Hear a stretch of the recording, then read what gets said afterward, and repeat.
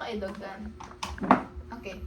So okay, so it seems like okay, so your visual acuity is also normal. For the peripheral vision, I will ask you sir to cover your right eye. Again. Okay, for the peripheral vision, I will ask you sir to cover your right eye. And then tell me what you see. What the fuck ang English ka? Okay, so tell me what you see the One. Kaya nang hindi na ako magambal. Nang mundo ka, bakit? One, hindi ka din magtulog, hindi ka lang tulog. Okay, 1, 2, 3, go. 1, 2, 3, 4, 5. Okay, that's good. For the left eye, I will ask you sir to cover again your left eye. Okay, and then, hindi magtulog ka. 1, 2, 3, 4, 5. Okay, that's good. And then for your accommodation, in this, I will ask you sir to look at the 4 objects and then look at a near object. Okay, so first sir, now look at the 4 objects, and then I will check your pupil. So just look at the 4 objects sir, and then okay, look at my finger. Okay, your pupil is constricting, and that's normal. For the extra ocular movement, I will ask you sir to follow this. Okay, so let's start.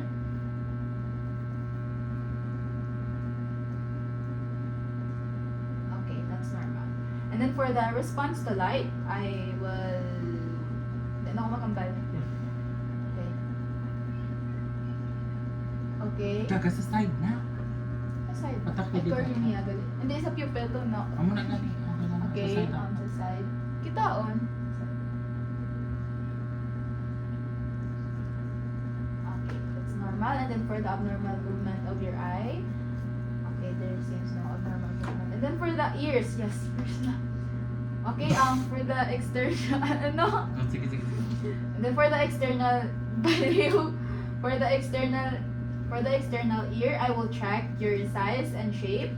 So, is it okay, sir, if I touch your ear? Okay. For the size and shape of your right ear, and then for that seems like okay. So your ears are normal. Your the size and shape of your ears are normal. So for the tragus, ano yung tragus ka? Ay, there you go. So for the tragus, okay, it's also normal for the left, and then for the right is also normal. For the lesions, I will use otoscope to check if there are lesions inside of your ear. So, okay.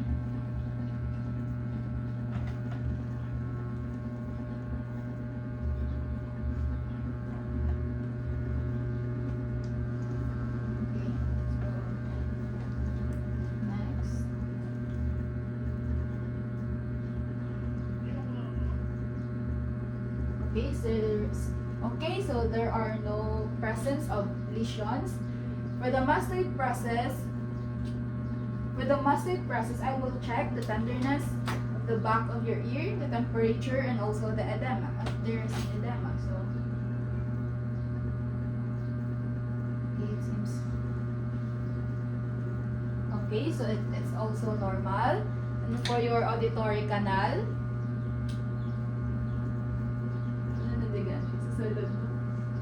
Okay, so for the auditory canal, since I have already checked your mastoid process. hindi. Sir, kayo na-check na ang ear mo. Kayo di ba ginantaw mo kung may lesions? So, since I have already checked if there are any lesions, I have also checked the internal ear. The auditory canal seems to be normal and in good shape. Amo na lang, I can check mo naman for lesions mo. So, since I already checked the lesions, there is also his auditory canal is also normal. And then for the tympanic membrane, Eardrums. Amo niya ba mo nang since I have already checked for the presence of lesions and there were none, I have also seen that the auditory canal and the tympanic membrane is normal and in good shape. Okay. Para tapos ka na. since I already checked the presence of lesions and there are none, I also checked the auditory canal and the tympanic membrane, and it is also normal. And then for the auditory function, I will use a tuning fork. So, sir, tell me if you hear everything.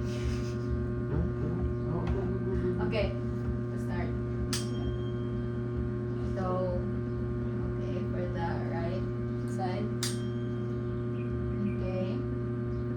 And then, Magputas akong equal ang pamatik. okay, so, is it sentence B? Sir, do you hear the same tune normally, equally? Sir, do you hear the same tune equally? Yes. Okay, so, depositor naman ang puta. Now I will place the tuning fork above your head and tell me if you have equal parts hearing on your left and right ear. Okay. So now I will put the tuning fork above your head and tell me if you hear equally from both of your ears. Okay, so do you hear it equally, sir? Okay. And then next is for the Romberg test. I will ask you, sir, to stand. Okay, and then from here, I will ask you, sir, to walk with your eyes open. Okay, so let's start. Okay, so balik na, sir. Balik na, sir. I will ask you again. Wala pa din doon eh. I will ask you again, sir, to walk, but this time with eyes closed. So start. Okay, so it seems like everything is normal. Ambal mo daw i-explain mo nga kay nubo wala ang ating Ay, sige na lang. Go na. Kaya dapat 30 seconds. Oo. Go na. Ako na to. Okay, Explain so mo. the normal Ano? seconds, The test The should test. be the Romberg test should be done for 30 seconds for open eyes and then 30 to 60 seconds for closed eyes.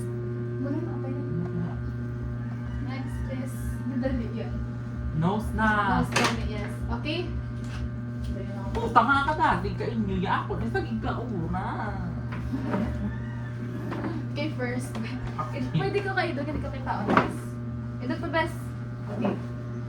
Okay, so for the assessment finding of the nose, I will check your external nose for the shape, size, color, and flaring.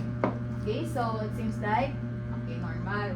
Normal shape, puta na.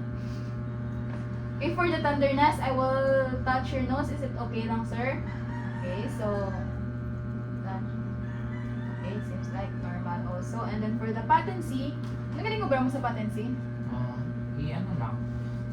Breathe in, breathe out. Okay. So, sir, for the patency, I will ask you to cover your left nares. And then breathe in and breathe out. So, do you feel any?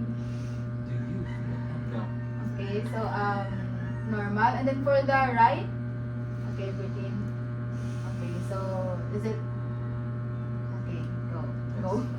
And then for the nasal cavities, I will check the inside of your nasal cavities if there is any redness, swelling, or masses. So, is it okay lang, sir, if you flex your head? Sure.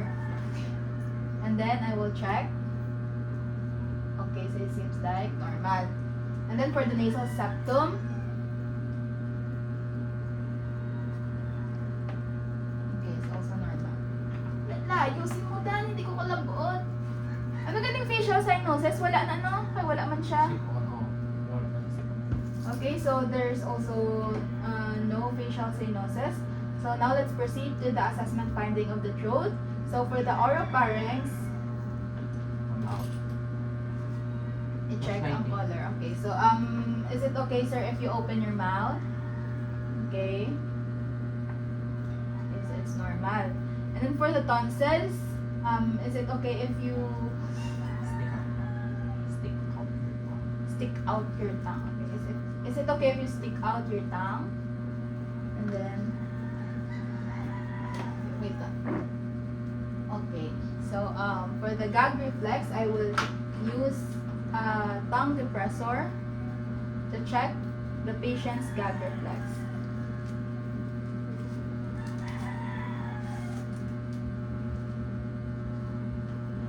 Okay, so can you stick out your tongue again, sir? Okay. Paano gani? I-close gid yung throat, no? Close okay. Okay. So it's also normal. And then to summarize everything, your eyes, ears, nose, and throat are normal, and there are no dysfunction for this. Okay, so how to end this? Okay, so now that I am done checking my patient, I will I will- gather all the necessary equipment, something wash my hands. place Okay, the chop, patient chop, in chop, comfortable chop. position. Okay, 1, 2, 3, go. So now that I am done assessing my patient for his ears, eyes, nose, and throat, I will now gather all of the equipment, and then I will also provide comfort to the patient, and then I will also wash my hands, and then I will report all the documents to the physician, and that's it. And thank you. Take the patient, Bob! Sinong patient mo? Ang sunod po. And then I will and then I will thank the patient for cooperating, and that's it. Okay na. Puta, thank you. Ako na. Thanks. Let's go back.